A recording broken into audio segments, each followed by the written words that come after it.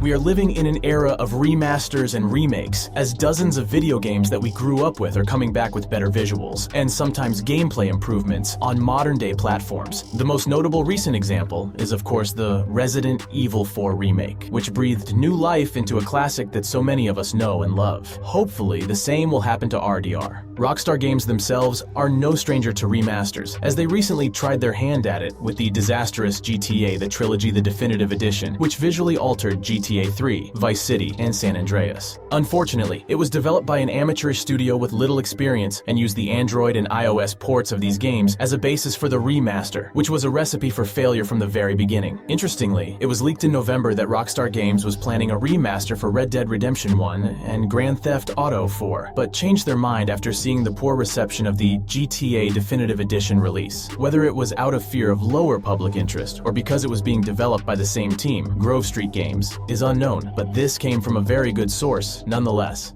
The news of the remaster is further backed by the fact that Rockstar Games shut down a team of modders who were trying to improve the emulation of RDR1 on PC and remastering the game's visuals recently. Now, companies sending a copyright strike to modders is a really common thing, especially in the GTA world. You can just Google GTA mod taken down and see how many awesome mods Take-Two Interactive, the Rockstar Games parent company, took down in the past years. RDR Enhancement Project, RDR in GTA 5, VR mod for RDR 2, many classic GTA mods, they're all gone after receiving DMCA. Now it's obvious that the companies seem to take down mods that they feel competition from, such as multiple mods that remastered and connected the 3D era cities of GTA, the Liberty City, Vice City, and San Andreas. Those mods existed for years, but the company only sent them a copyright strike after they were about to release the definitive edition themselves, which is a great shame, because the mods were far more exciting than a simple remaster of graphics. Back to the topic of RDR. When we look at the pattern of the company, it makes perfect sense that they ended up getting rid of the RDR 1 remaster fan projects, because they were about to release a remaster themselves soon. Furthermore, we have the fact that Red Dead Redemption 1 was removed from the PlayStation Now service very recently, which perfectly lines up with the window of the remaster being leaked. Rockstar Games is already very conservative when it comes to making their older games accessible on modern-day platforms, and then they got rid of the one option that still existed for gamers too.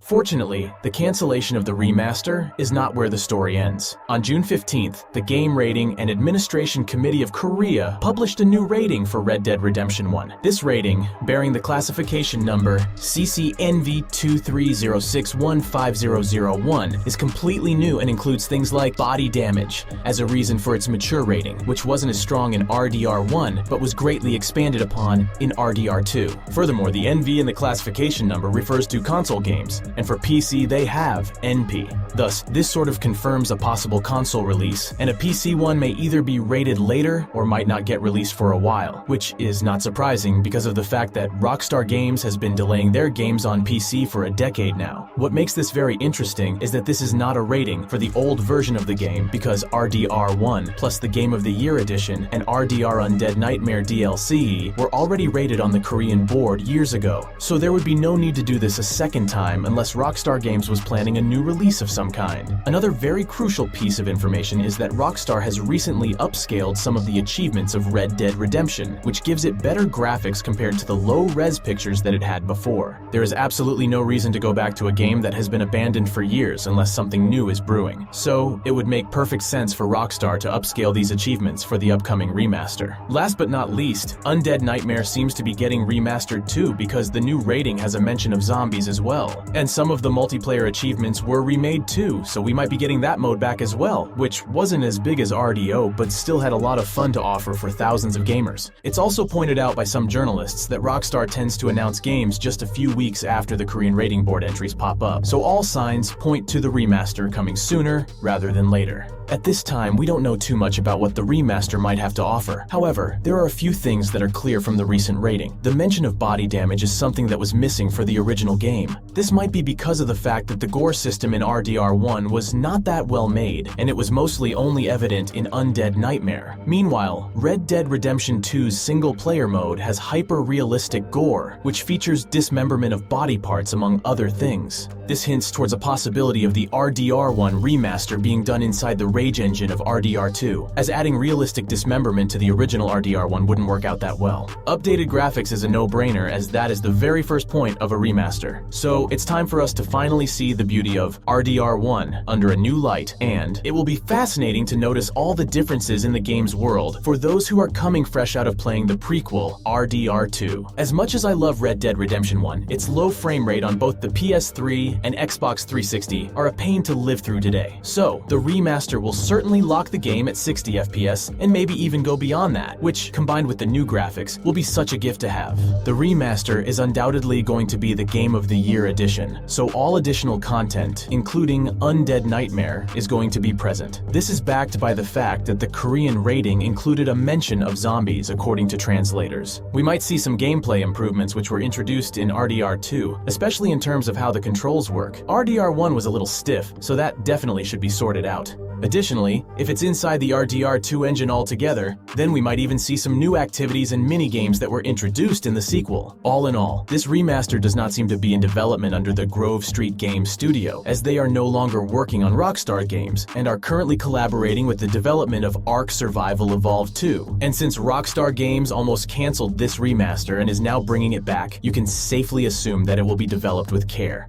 A remaster of Red Dead Redemption 1 right now makes perfect sense as a move by Rockstar Games. GTA 6 does not have a release date yet, and most industry insiders think that we won't have that game until at least 2024, and even then, it might come around Christmas or so in that year. GTA, the definitive edition, was meant to keep people busy in the meantime, but it turned out to be a disaster and is forgotten already. Rockstar Games has received a lot of criticism recently for their aggressive actions towards the modding community in the last 2 to 3 years. They're trying to go for a less toxic environment within their workplaces, and the satire found within their games was criticized too, such as the removal of transphobic jokes in GTA 5. It seems like GTA Online is at the end of its cycle too, as there are no major updates being released for now. Red Dead Online has been abandoned, and there won't be anything new coming for the fans, which leaves the RDR IP inactive, as people are reasonably tired of replaying RDR2 at this point. So, any major company needs a project to get people through the burner period of their next big game coming out. And at the moment, Rockstar fans have nothing besides GTA Online, which, in itself, is now being neglected a bit in favor of the development of Grand Theft Auto 6. Since Red Dead Redemption 1 has such high fan demand, especially since it never came to PC or the Xbox One or PS4, and many fans who enjoyed RDR2 never got to experience the next chapter in the story of John Marston, it's the perfect opportunity for Rockstar Games to bring RDR1 back to the modern era of gaming hardware and give fans something to enjoy, which will then make the wait for GTA 6 easier for us all in the long run. Otherwise, fans might begin crucifying Rockstar Games for their questionable actions that I just recently mentioned, and their profits might pause for a year too, since people have nothing new to buy from them, one way or another, whether it's a simple port, a remaster, or a remake.